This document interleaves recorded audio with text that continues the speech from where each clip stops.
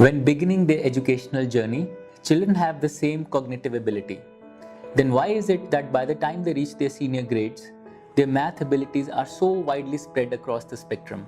Why is it that some students excel effortlessly in math, while others struggle with it despite all the work they seemingly put in? I believe that the problem is not with the inherent abilities of children. There's no such thing as a math gene.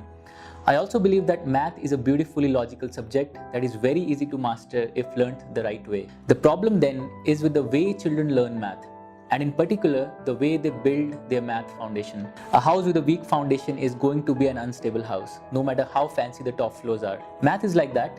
If the foundation is weak, whatever you build on top of it doesn't matter. The child will always struggle.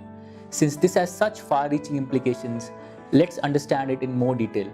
Let's talk about some of the stages in a child's math life cycle where learning is compromised and the foundation is not built strongly enough. We can broadly divide this life cycle into the following segments: grades K to 2, 3 to 5, 6 to 8, 9 to 10, and 11 to 12. Let's take the stage when students move from the second grade to the third grade, around which they have to start doing a lot of arithmetic, working with numbers, performing operations on them, learning fractions, and so on. In most cases, students end up working through thousands of arithmetic drills without a complete grasp on these concepts.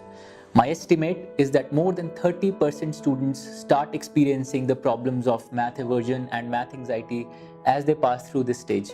The next big transition happens in the 6th grade when algebra is introduced to them for the first time.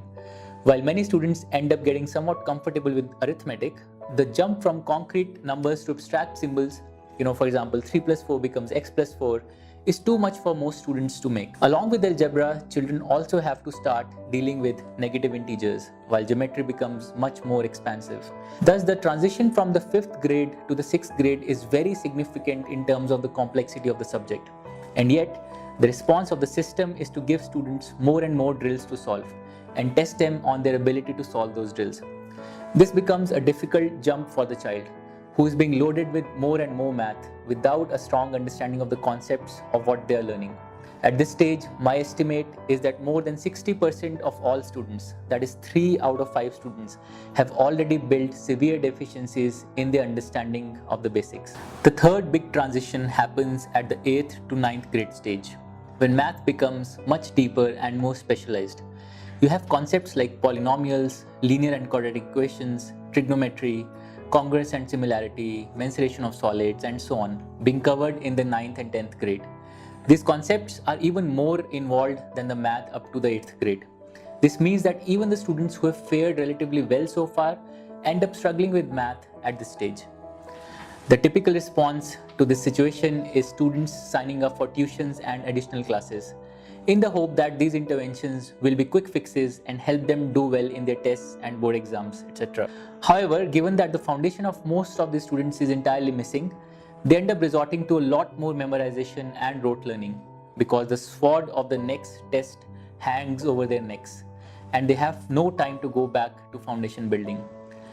This is the stage where parents start getting anxious because the boards and the competitive exams are not too far off, and parents start feeling compelled to get their children to do better. This is also the stage where students and parents start seriously considering the option of dropping math altogether when they cross 10th grade because they think math is too hard and math is only for a select few. In my estimate, more than 9 out of 10 students, that's a staggering 90%, lose the math battle as they cross this stage. You can already imagine what happens when a student moves from 10th to 11th in the last major transition of the schooling years, so let's not even get into that. It's clear that to really solve the math problem, what is needed is foundation building right from kindergarten onward. A child will be at a severe disadvantage post grade 8 if their math foundation has not been built properly before that. Every teacher and parent has an obligation to address the problem, otherwise the child's future is being jeopardized.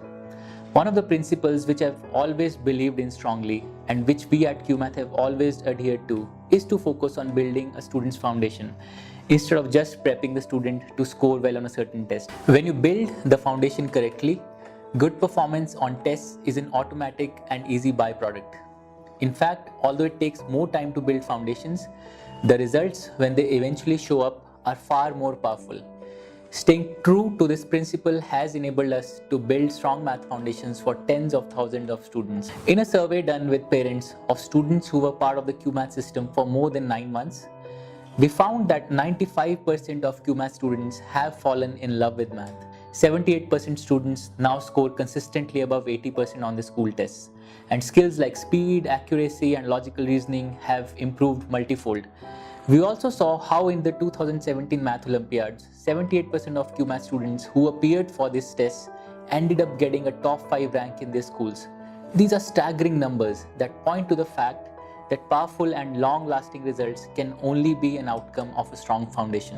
Whether you are a teacher, a parent, or just someone who happens to be close to children, encourage them to build their foundation in math. This will help them tap the infinite potential within and set them up for their lifelong success. Thank you.